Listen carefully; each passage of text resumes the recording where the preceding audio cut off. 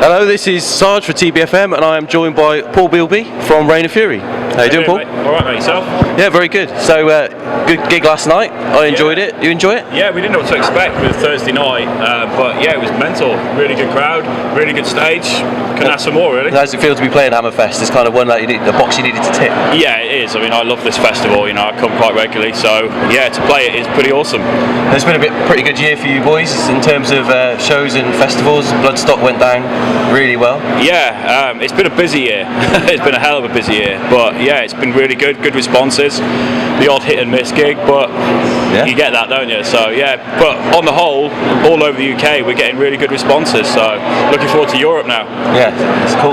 And you're a sort of band who likes to get involved with the fans a little bit, get out and socialise. Obviously, not right now, so you're the only one still here. but how is it at festivals like this in terms of getting involved with the fans, meeting people? And It's fantastic, man. I mean, last night I couldn't walk 5 metres without getting someone, you know, come and say good show and all that. That's what it's all about, isn't it? You know, that's why we do it. You know, hopefully people respond to what we're doing, and they seem to be doing that. So it's good. Yeah, it seems like the scene's picking up these days. You know, around the country. I really do think so.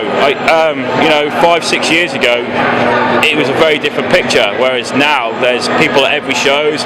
Everyone's kind of really supportive. The other bands, you know, there's good relationships between bands. You know, there's always the bit of competitive edge. You know, you want to outdo each other, but that's how you get better, isn't it? So make sure you put on a good show. But so how's Lenny settling in terms of meeting the fans and getting involved? I tell you what, we got lucky. You know, obviously it's short notice. You know, he had 5 days to learn the set, and yeah, it's not the easiest of stuff to learn. It's not. I mean, you know, Ed's a fantastic player. To replace his shoes is really tough ask. And he seems to be putting his own touch on things, which is really good to see as well. Yeah.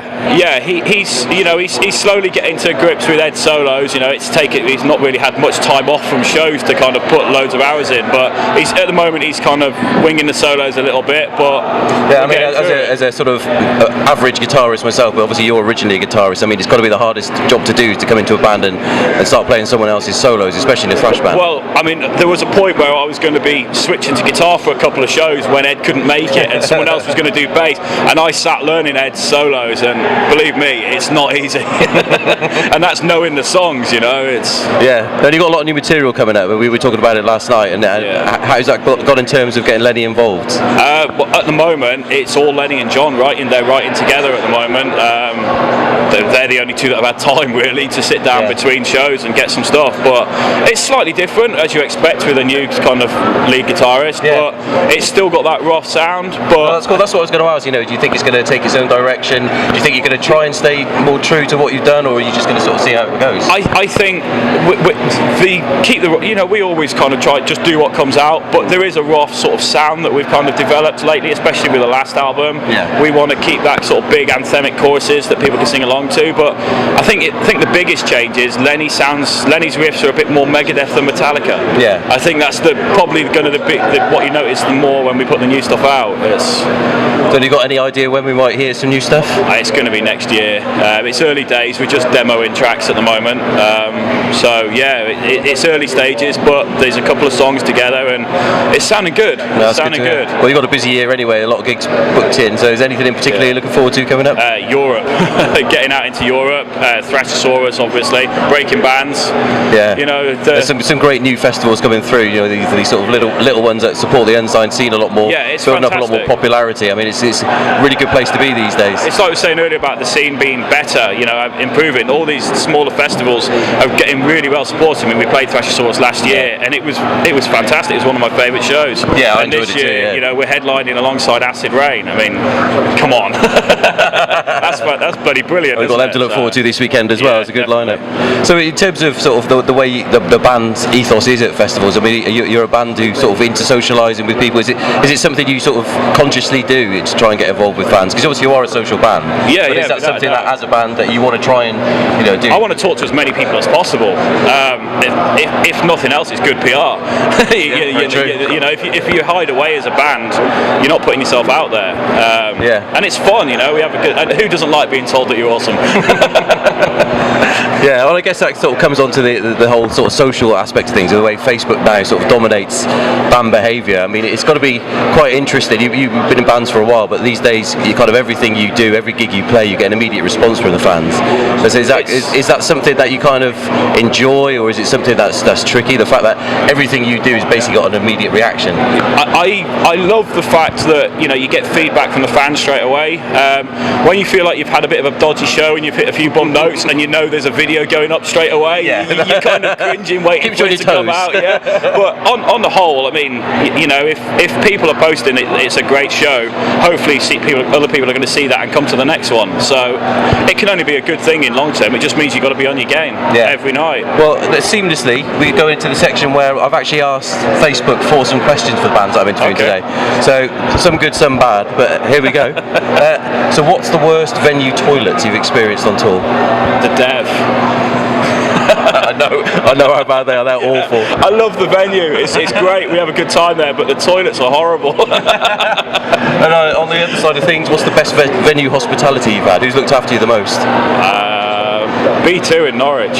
Yeah? Yeah, I love that place. They've been really good to us. That's good to hear.